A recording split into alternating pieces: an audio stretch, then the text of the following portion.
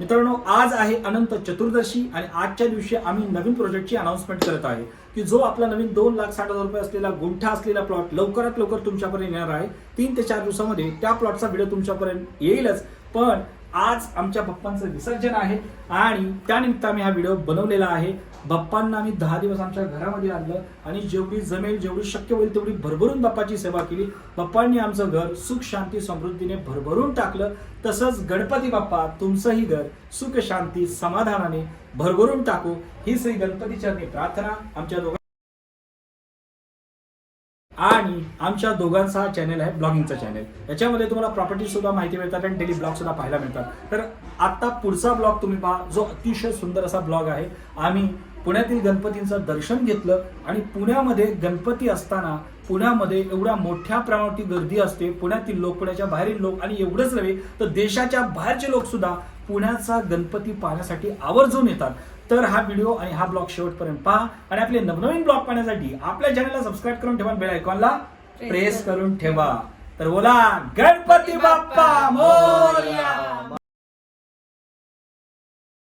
पुण्यामध्ये गणपती पाहण्यासाठी लोकांनी अक्षरशः रांगाच्या रांगा लावल्या. पुण्यामधले गणपती हे अतिशय सुंदर असतात आणि फार मोठ्या प्रमाणावरती हे गणपती पाहण्यासाठी, मानाचे गणपती पाहण्यासाठी लोकांच्या लाईनी लागतात, लोकांच्या रांगा लागतात. तर आज आपण पुण्यामध्ये गणपती पाहण्यासाठी आलेलो आहोत. तर मित्रांनो, अतिशय सुंदर असे वेगवेगळ्या प्रकारचे डेकोरेशन आणि वेगवेगळ्या प्रकारचे गणपती पुण्यात तुम्हाला गणपतीच्या सीझनमध्ये या 10 दिवसाच्या पिरियडमध्ये आल्यानंतर पाहायला मिळेल. तर लक्षात घ्या, आत्ता आपण आलेलो आहोत पुण्यामधील मंडईमध्ये. तर दगडूशेठ गणपतीच्या पुढे गेल्यानंतर या ठिकाणी मंडई आहे आणि याच मंडईमधील हा मोठा गणपती तुम्हाला या ठिकाणी पाहायला मिळेल.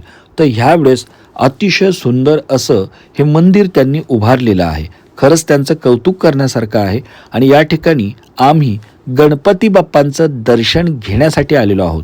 पण या ठिकाणी तुम्ही पाहताल तर याच मंदिराच्या बाहेर या ठिकाणी तुम्हाला बाहेर एक मोठं शिवलिंग पाण्यामध्ये ठेवलेलं पाहायला मिळेल आणि याच शिवलिंगाच्या समोर एक कुंड आहे, छोटासा एक कुंड आहे, एक भांडा आहे की ज्याच्यामध्ये लोक तुम्हाला पैसे टाकताना पाहायला मिळेल.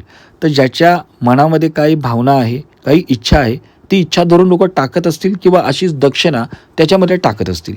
तर अतिशय सुंदर असं हे मंदिर या ठिकाणी उभारलेलं तुम्हाला पाहायला मिळेल. भक्तिभावाने दक्षिणा या ठिकाणी अर्पण केली जाते बाप्पाला. आणि आता आपण गणपतीचं दर्शन घेणार आहोत. तर या ठिकाणी आमच्या मिसेसने सुद्धा 2दा प्रयत्न केले या कुंडामध्ये पैसे टाकण्याचा, तर दुसऱ्यांदा ती सक्सेस झाली. तर त्यानंतर जाताना मी प्रयत्न केला आणि मला पहिल्या प्रयत्नात यश आलं. जाताना मी या कुंडामध्ये पैसे टाकले होते. तर आपण तो व्हिडिओ नंतर पाहूया. आतमध्ये गेल्यानंतर या ठिकाणी पाहताल तर एंट्री केल्यानंतर अतिशय सुंदर असं हे मंदिर तुम्हाला पाहायला मिळेल. मंदिर एवढं सुंदर आहे की कोणाचेही डोळे हे मंदिर आपसुकट टिपून घेईल एवढं सुंदर मंदिर या ठिकाणी केलेलं पाहायला मिळेल. तुम्हाला असं वाटेल की हे मंदिर ओरिजिनल आहे, पण अतिशय सुंदर असा देखावा या ठिकाणी त्यांनी केलेला आहे आणि हा या गणपती पिरियडमधला देखावा तुम्हाला पाहायला मिळेल. अतिशय सुंदर असं मंदिर केलेलं आहे, अप्रतिम आहे, शब्द नाहीत. आणि या मंदिराप्रमाणेच साक्षात परमेश्वरसुद्धा अतिशय सुंदर आहे. तर आतमध्ये आल्यानंतर श्री गणपती बाप्पांचं अतिशय सुंदर असं दर्शन आम्हाला या ठिकाणी झालं आणि या ठिकाणी तुम्ही पाहताल तर लोक दर्शन घेत आहेत आणि बाप्पांचे सेवकरी या ठिकाणी बाप्पांच्या काही वस्तू त्यांना देत आहेत. बाप्पांना लोक दक्षिणासुद्धा देत आहेत आणि त्या बदल्यातसुद्धा बाप्पांचे जे सेवकरी आहेत ते भक्तांना बाप्पांच्या काही वस्तू देत आहेत, भेटवस्तू देत आहेत. या ठिकाणी पाहताल तर या ठिकाणी आहे गणपती बाप्पांचे वाहन असलेले उंदीर मामा आणि याच उंदीर मामाला तुम्हाला या ठिकाणी लोक गाठी मारताना पाहायला मिळेल. म्हणजे कुठला नवस असेल, कुठली इच्छा असेल, लोक मनी धरून या ठिकाणी हा दोरा बांधत असतील. तर असाच दोरा आमच्या मंडळींनी सुद्धा बांधला आणि उंदीर मामांच्या कानामध्ये तिन्ही तिची इच्छा जी आहे ती सुद्धा सांगितली असावी. तर या ठिकाणी अतिशय सुंदर अशी ही गणपतीची मंदिर आणि या गणपतीच्या दर्शनासाठी आलेल्या लोकांचा उत्साह आणि वाढत चाललेली गर्दी या ठिकाणी तुम्हाला पाहायला मिळेल. तर अतिशय सुंदर हे मंडईमधले गणपती असतात. यानंतर आपण दगडूशेठ गणपतीसुद्धा पाहणार आहोत. दगडूशेठ गणपतीला अक्षरशः लाईन लागली होती. तर या ठिकाणी तुम्ही पहा, आपण या गणपतीचं आता दर्शन घेतलेलं आहे आणि आता आपण मंडईमधून पुढे चाललेलो आहोत. तर मित्रांनो, या ठिकाणी आल्यानंतर माझ्याही मनामध्ये इच्छा आली की लोक सर्वजण टाकत आहेत तर आपण हे टाकून पाहावं. तर या ठिकाणी मी माझ्या मुलीला सर्वात प्रथम एक नाणं दिलं, तर तिने एक सिक्का या ठिकाणी टाकला, पण तो या ठिकाणी कुंडाच्या बाहेर गेला. तर असो, त्यानंतर मी या ठिकाणी बाप्पांचं नाव घेतलं. त्यानंतर मनामध्ये इच्छा स्मरून आणि परमेश्वराचं नाव घेऊन डायरेक्ट माझी दक्षिणा परमेश्वराने त्याच्या पात्रामध्ये पाडून घेतली. तर मित्रांनो, आपण निमित्त असतो, करणारा परमेश्वर असतो. त्यानंतर आम्ही मस्तपैकी गप्पा मारत मारत या तुळशी बागेमध्ये आलो. याच तुळशी बागेमध्ये लहान मुलांपासून मोठ्यांपर्यंतच्या बऱ्याचशा वेगवेगळ्या आकर्षित वस्तू या ठिकाणी मिळतात आणि त्या चांगल्या किमतीमध्ये मिळतात.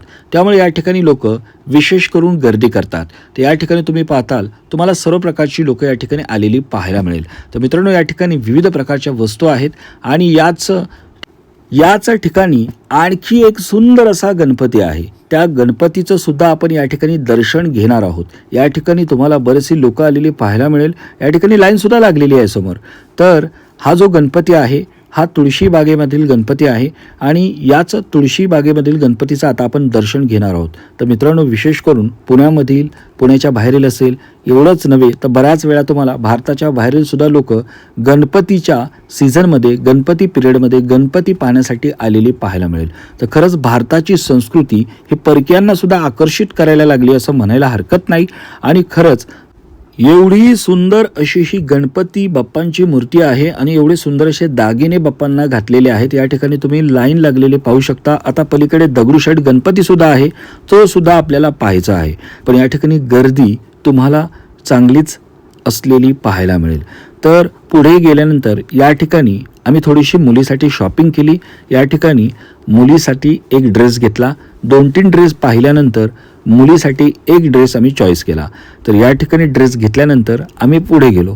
तर या ठिकाणी तुम्हाला हे जे ड्रेस आहे ते चांगल्या किमतीमध्ये मिळतात, म्हणजे कमी किमतीमध्ये चांगला ड्रेस तुम्हाला या ठिकाणी मिळतो.